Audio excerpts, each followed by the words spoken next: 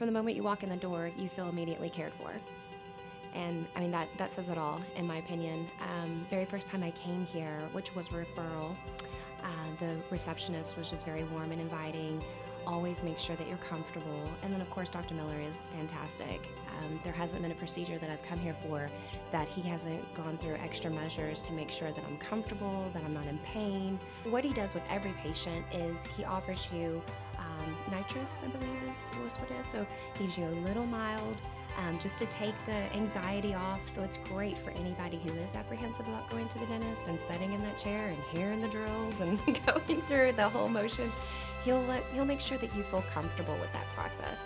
While he's extremely busy, you never get the sense that you're needing to be rushed out.